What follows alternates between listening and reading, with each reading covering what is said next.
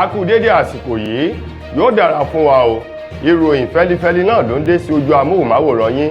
láti iléeṣẹ́ wa ìròyìn fẹ́lifẹ́li online tv. Lónìí ti ṣọjọ́ Jímọ̀ ọjọ́ kejì oṣù karùn-ún ọdún 2025. Fún mi Adénúgà ni oníròyìn. Síwájú kẹ́ tó gbẹ́ròyìn ọ̀hún lẹ́kùnrẹ́rẹ́, ẹ jẹ́ ká dé òkè lọ́hùn, à ń bọ̀ wá.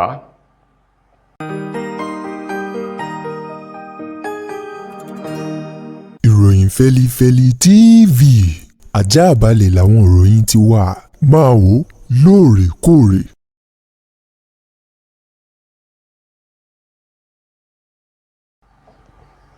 Ẹ káàbọ̀ padà, ìròyìn rẹ̀ lẹ́kùnrẹ́rẹ́. Ààrẹ orílẹ̀-èdè wa Nàìjíríà Bọ́lá Tinubu òun máa ń ló kí àwọn ẹgbẹ́ òṣìṣẹ́ lórílẹ̀-èdè Nàìjíríà fún ti àyájọ́ ayẹyẹ àwọn òṣìṣẹ́ lágbàáyé o, èyí tó wáyé ní ọjọ́ kìíní oṣù karùn-ún ọdún tí a wà nínú rẹ̀ yìí. Bẹ́ẹ̀ náà ni ààrẹ Tinubu gbé oríyìn fún wọn tó ń ti àpèjúwe èyí tí ààrẹ Tinubu tó ṣe fún àwọn ẹgbẹ́ òṣìṣẹ́ wípé àwọn gini lẹ́yìn ọgbà, àwọn náà sì ní ẹ́ńjìnì èyí tó ń wa ọkọ̀ ètò ọrọ̀ ajé orílẹ̀-èdè Nàìjíríà, àti wípé gbogbo orílẹ̀-èdè àwọn ẹgbẹ́ òṣìṣẹ́ kò sí ẹni tó lè kọyọ́ ẹ̀wọ̀n kéré o, nítorí pé àwọn gangan la bá máa pè ní ìjọba látàrí àwọn iṣẹ́ takuntakun èyí tí wọ́n ń ṣe ní ẹ̀ka kọ̀ọ̀kan. Ààrẹ Bọ́lá Tinubu èyí tó wá ní ètò ìṣèjọba òun kò ní tẹ̀tì láti mú ayé dẹrùn fún àwọn ẹgbẹ́ òṣìṣẹ́. Ó fi ọkàn wọn balẹ̀ wípé ètò ìṣàkóso ìjọba òun gbogbo ọ̀nà ni ó gbà láti rí wípé ayé dùn gbé, ayé rọrùn fún àwọn òṣìṣẹ́ ní orílẹ̀-èdè Nàìjíríà, àti gbogbo ọ̀nà tí wọ́n yóò rí dájú wípé lẹ́yìn tí wọ́n bá fẹ̀yìntì lẹ́nu iṣẹ́ ọba náà, wọ́n tún gbé ìgbé ayé èyí tó rọrùn tí ó sì jẹ́ kí inú wọn kó dùn títí di ọjọ́ alẹ́. Àjọ tó ń rí sí ààyè ọkọ̀ òfurufú ní ojú òfurufú eyín àwọn NAMA, àwọn mà ni wọ́n ti ṣe àbẹ̀wò sí pápákọ̀ òfurufú èyí tí ìjọba ìpínlẹ̀ Ògùn kọ́ lọ ní agbègbè ìlú Ìjẹ̀bú-Rẹ́mọ láti wo ààyè èyí tí pápákọ̀ òfurufú ọ̀hún tó wà, léyìí tí wọ́n gbé òṣùbà fún gómìnà ìpínlẹ̀ Ògùn Dàpọ̀ Abíọ́dún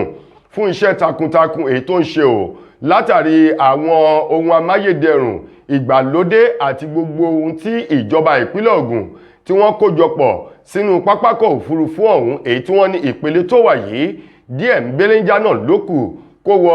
100 gẹ́gẹ́ bí iṣẹ́ bó ṣe lọ níbẹ̀. Ẹni tó jẹ́ alámòjútó fún ọ̀rọ̀ iṣẹ́ òde ní ìpínlẹ̀ Ògùn, ọ̀gbẹ́ni Adé Akínsànyà, eléyìí tó kọ̀wọ́rìn pẹ̀lú àwọn àjọ náà láti ṣe àbẹ̀wò sí ibi tí pápákọ̀ òfurufú ọ̀hún tí wọ́n ń kọ́ sí, òun ló sọ di mímọ̀ fún àwọn oníròyìn wípé ó ti wọ ìdá 97% báyìí, 97%, èyí tí wọ́n ní iṣẹ́ ti dúró. Wọ́n ní èyí tó kù belenja ni o. Lákòótán wọ́n ní èyí yóò tún ṣe ìrànwọ́ fún ètò ọrọ̀ ajé ìdàgbàsókè ìpínlẹ̀ Ògùn lápapọ̀, àti wípé yóò pèsè iṣẹ́ fún àwọn ọ̀dọ́ látàrí àyè ọ̀hún eléyìí tí wọ́n ní wọn yóò nílò àwọn òṣìṣẹ́ èyí tó pọ̀ ní pápákọ̀ òfurufú náà. Gómìnà ìpínlẹ̀ Ọ̀ṣun Adémọ́lá Adélékè ló ti bu ẹnu àtẹ́ lu ìròyìn ẹlẹ́jẹ̀ kan wípé wọ́n ń gbé káàkiri, òun sì ti gbọ́ ò wípé òun ti ń gbáradì láti kúrò nínú ẹgbẹ́ òṣèlú PDP darapọ̀ mọ́ ẹgbẹ́ òṣèlú APC. Gómìnà ìpínlẹ̀ Ọ̀ṣun Adélékè sọ wípé ìròyìn náà ìròyìn ẹlẹ́jẹ̀ lásán ni, àti wípé ayédèrú ìròyìn èyí tí ò ní kankan ṣe pẹ̀lú ìrìn àjò òun àti ìpinnu òun ni o. Níbi ìpàdé kan eléyìí tí wọ́n ṣe ní ọjọ́rú ọ̀sẹ̀ yìí tí a wà yìí nínú ilé ìjọba èyí tó wà nílùú Òṣogbo lúlù ìpínlẹ̀ náà, níbi tí alága ẹgbẹ́ òṣèlú PDP ní ìpínlẹ̀ Ọ̀ṣun àti àwọn lẹ́nu lọ́rọ̀ nínú ẹgbẹ́ òṣèlú PDP tó fi mọ́ gómìnà Adélékè tí gbogbo wọn péjú pésẹ̀ síbi ìpàdé ọ̀hún ńlá Adélékè ti sọ di mímọ̀ wípé òun gbọ́ wípé òun ti ń gbáradì láti kúrò nínú ẹgbẹ́ òṣèlú PDP darapọ̀ mọ́ ẹgbẹ́ òṣèlú APC. Ó ní irọ́ nínú ọ̀rọ̀ ọ̀hún tí wọ́n sọ ò, ó ní irọ́ gbu làwọn èèyàn náà ń sọ. Wọ̀nyí ní àwọn ọ̀rọ̀ tó jẹyọ nínú ọ̀rọ̀ kan tẹ́ni tó jẹ́ agbẹnusọ fún gómìnà ní ìpínlẹ̀ Ọ̀ṣun èyí tó fi léde, ọ̀gbẹ́ni Ọláwálé Rasheed, èyí tó sọ wípé gómìnà Adélékè ti fi ọkàn àwọn ọmọ ẹgbẹ́ òṣèlú PDP ti ìpínlẹ̀ Ọ̀ṣun balẹ̀ wípé kò síbi tí òun lọ ọmọ ẹgbẹ́ òṣèlú PDP tinú tọkàn tara lòun ó wá pè fún ìfọwọ́sowọ́pọ̀ láti lè jẹ́ kí ẹgbẹ́ òṣèlú PDP ti ìpínlẹ̀ Ọ̀ṣun kó máa wà lókè téńté bákan náà kí ètò ìṣèjọba rẹ̀ kó lè kẹsẹ̀ já gẹ́gẹ́ bí Adeleke bó ti sọ ọ̀rọ̀ ọ̀hún. Ó kéré tán ènìyàn méjì lójọ́ lọ́wọ́ bá nípè níbi ìṣẹ̀lẹ̀ ìkọlù àwọn ajínigbé kan tí wọ́n dá wàhálà sílẹ̀ ní agbègbè Ìlara ní ìjọba ìbílẹ̀ Ìmẹ̀kọ-Afọ́n ní ìpínlẹ̀ Ògùn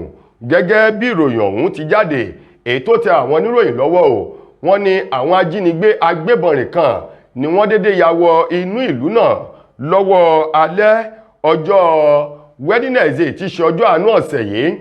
tí wọ́n ti bẹ̀rẹ̀ sí ní yìnbọn nítorí kẹ̀kẹ̀kẹ̀kẹ̀kẹ̀kẹ̀ sókè èyí tí ìbọn náà ń rọ̀ lálàó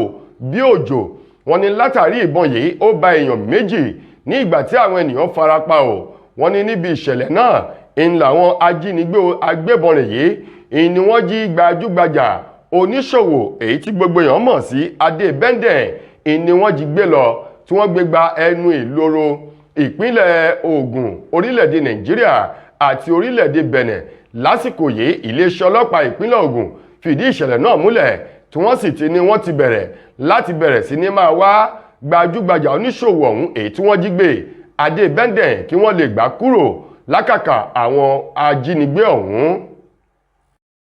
Mo kí gbogbo ojú tí wò mí ti ń gbọ́ mi jákèjádò orígun mẹ́rẹ̀ẹ̀rin àgbáyé. Orúkọ mi ni Ambassador Àkànfẹ́ Ìwò tí mo jẹ́ agbẹnusọ fún iléeṣẹ́ X2 Ultimate Aba International Limited. Níléeṣẹ́ wa ń bì láti màmọ̀ dájú nǹkan kan tí eléyìnbó ń pè ní health is wealth, ìlera lọ́rọ̀. Kì í ṣàfẹnujẹ́ nìkan tá a bá ń gbọ́ ọ̀nì sétí torí gbogbo lọ́gbọ̀ àwọn èèyàn ni wọ́n ń kojú àìsàn tí a pè ní ìfúnpá gíga. Ìdí ni tí iléeṣẹ́ X2 Ultimate Aba fi ṣètò oògùn ìfúnpá gíga fún ní powder àti ní olómi. Kò tán síbẹ̀, oògùn ìtọ̀ ṣúgà ó wà ní iléeṣẹ́ X2 Ultimate Aba International Limited ní powder àti ní olómi. Ó náà lẹ̀ ń wò yìí oògùn ọ̀pẹ́ ẹ̀yìn wà tí a ti ṣe lọ́jọ̀ fún ẹni tó bá ń kojú ọ̀pẹ́ ẹ̀yìn torí gẹ́gẹ́ bí ìṣòro iléeṣẹ́ wa níbí ní oògùn ẹ̀ tó lè bá wọn tán rẹ̀ lójú ọgbọ́n. Bákan náà ogunlọ́gọ̀ àwọn èèyàn ni wọ́n jẹ́ oníbìísí tí wọ́n ti rora wọn pín wípé Ọlọ́run ò lè ṣe ṣùgbọ́n tó jẹ́ pé àìsàn kan sómìíràn ní kọjú ọmọ bíbí wọn. Ó wà ní iléeṣẹ́ X2 Aba International Limited fún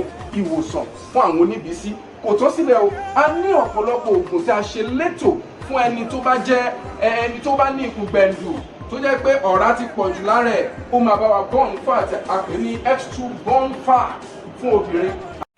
Lákòótán nínú ìròyìn wa fún tòní ọ̀kan nínú àwọn agbábọ́ọ̀lù tẹ́lẹ̀ rí fún ikọ̀ Super Eagles lórílẹ̀‐èdè Nàìjíríà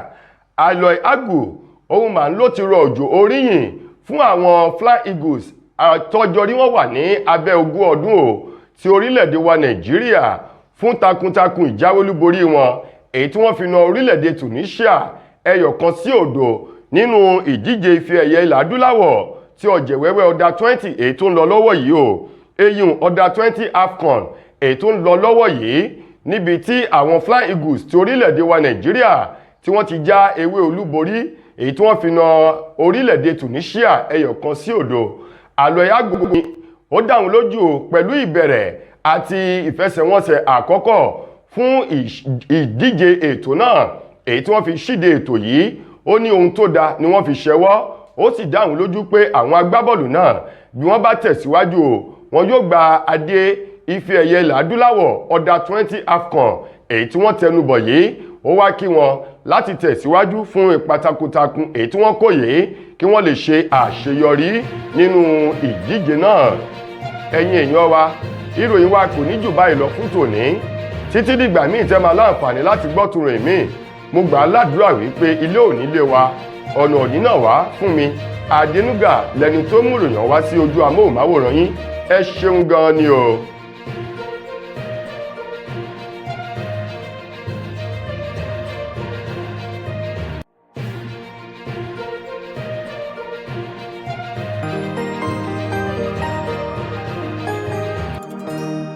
ìròyìn Feli-feli TV àjààbálẹ̀ làwọn ìròyìn ti wà máa wò lóòrèkóòrè.